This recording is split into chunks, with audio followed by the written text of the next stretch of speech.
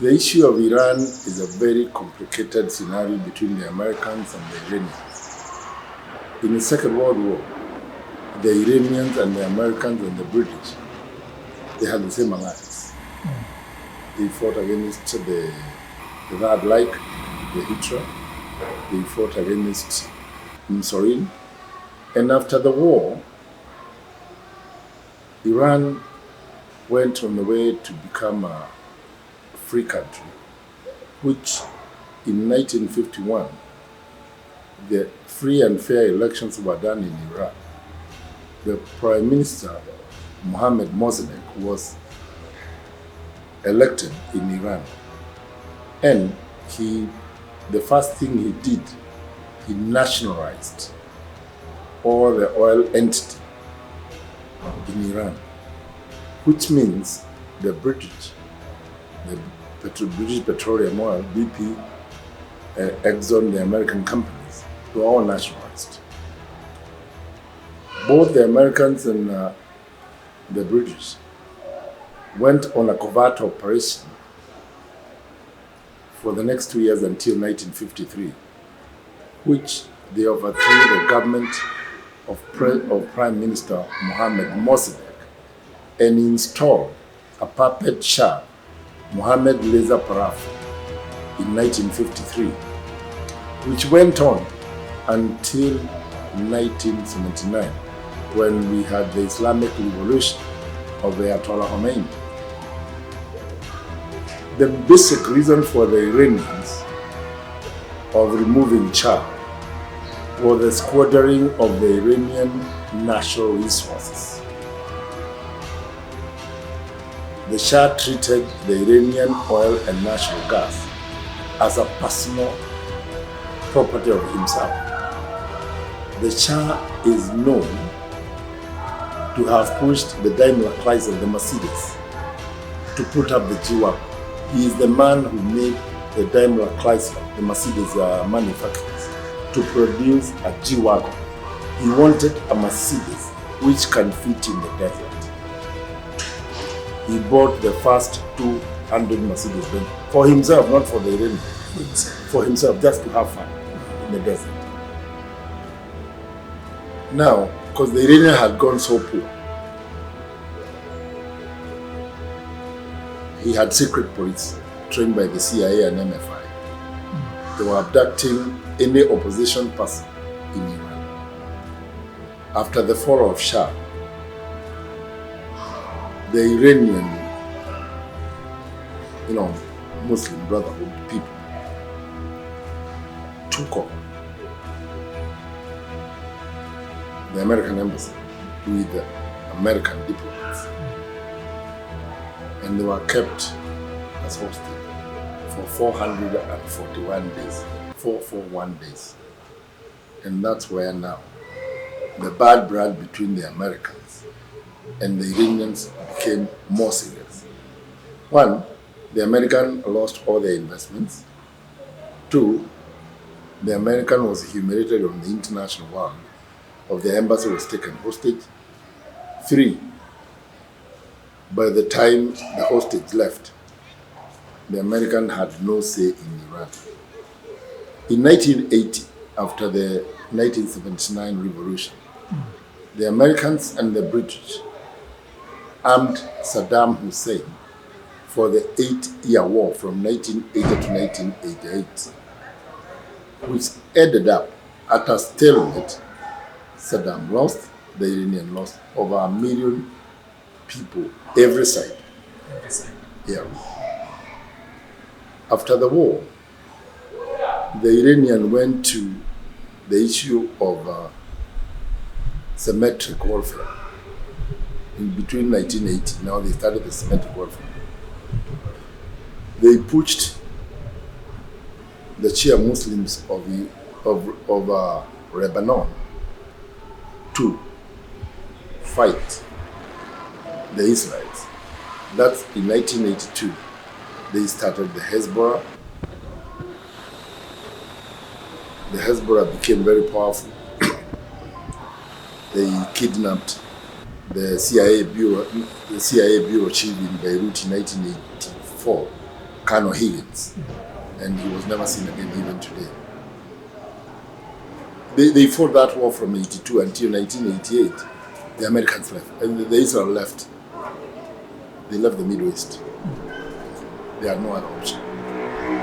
The Israelites left Beirut. They went back to the border of Lebanon and Israel, Galilee, because their major aspect of that war was to destroy the PLO, the Palestine Liberation Front.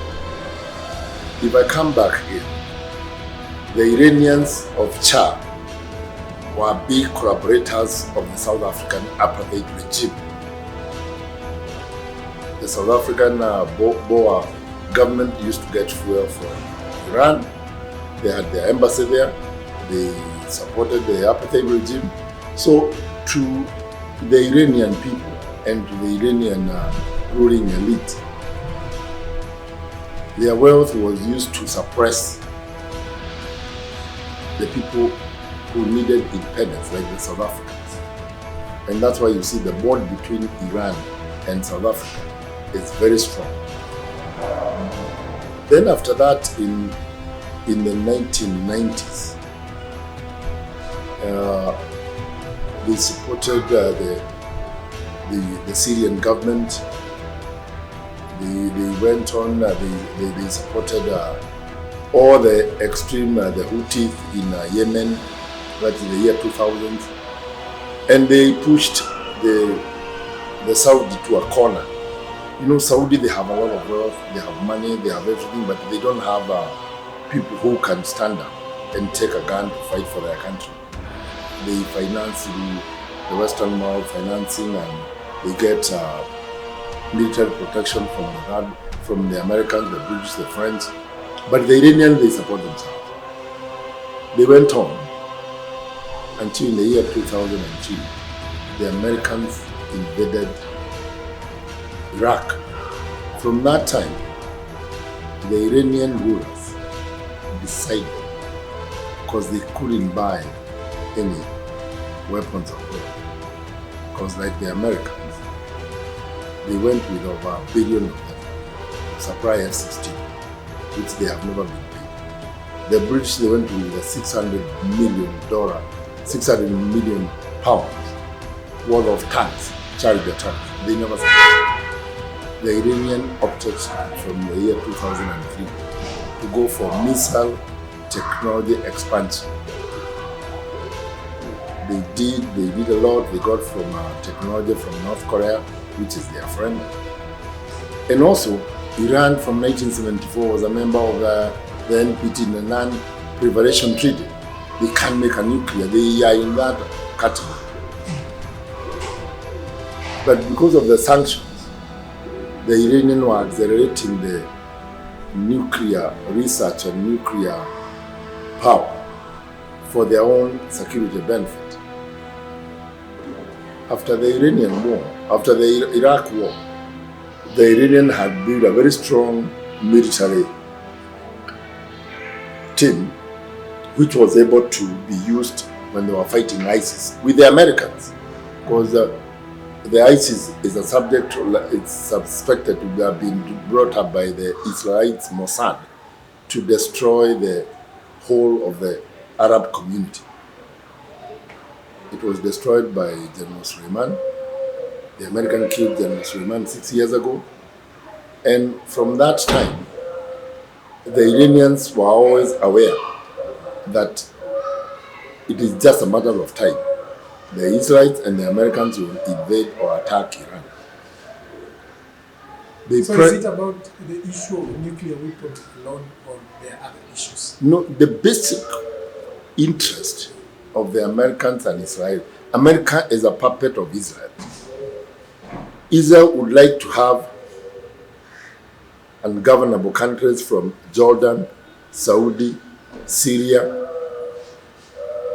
Iraq, Lebanon, Yemen, up to Iran, because of the Palestinian cause. The whole mathematics is brought in by the freedom of Palestine. the Israel does not want to obey the 1967 UN resolution 242, which put the Israelites that the borders of the West Bank and the Gaza, they should remain as a territory of Palestinians. So all this war is a subject of them to annex up to the Jordan River between Jordan and Israel and West Bank and Gaza. They would like to push up the Palestinians out of their way to have a greater Israel. They have the interest to go up to Litani River in Lebanon for greater Israel. They would like to take back Sinai, which was done under the 1977 peace treaty under Saddam, the Egyptian president, and the Israeli, Menachem Begin. So the whole subject, the Americans have been pushed to fight Iraq. There is weapons of mass destruction. Syria has what? They have been going on and on and on until now it has reached to Iran, which the Western world and the Americans and the Israel, they never thought Iran had gone that too far, not by nuclear warfare, missile and technology. Like they were saying last night, the whole of Middle East last night was under jamming GPS done by the Iranians.